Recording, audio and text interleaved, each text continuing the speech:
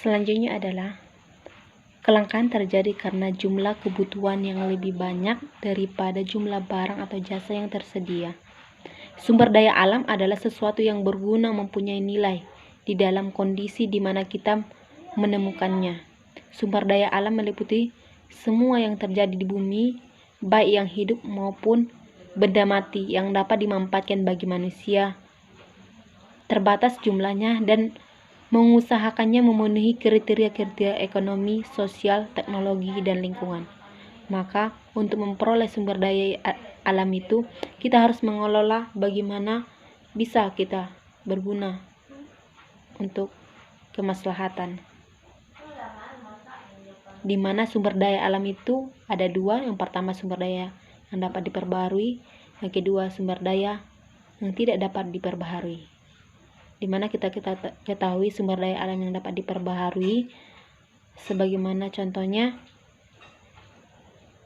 sumber daya alam yang memiliki kemampuan untuk memperbaharui baik secara alamiah maupun harus dengan campur tangan manusia. Di mana sumber daya alam yang tidak dapat diperbaharui merupakan yang tidak mempunyai kemampuan memperbaharui baik alamiah maupun oleh manusia. Misalnya sumber daya dalam pertambangan.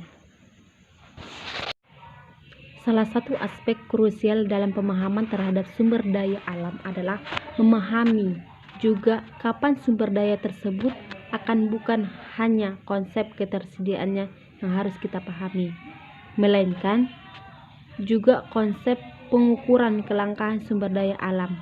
Aspek kelangkaan ini menjadi sangat penting karena dari sinilah kemudian muncul persoalan bagaimana mengelola sumber daya alam yang optimal dan mengurangi dengan adanya kelangkaan tersebut. Maka kita sebagai sumber daya manusia yang berkualitas, untuk menciptakan sumber daya yang berkualitas, kita mengelola sumber daya alam itu agar tidak terjadi kelangkaan. Assalamualaikum warahmatullahi wabarakatuh. Kita akan membahas masalah kelangkaan dalam sumber daya ekonomi. Di mana kita ketahui kelangkaan merupakan suatu masalah yang terjadi di negara kita, bahkan di dunia. Di mana masalah sumber daya timbul karena adanya ketidakseimbangan antara sumber daya yang tersedia dengan kebutuhan manusia yang terus meningkat.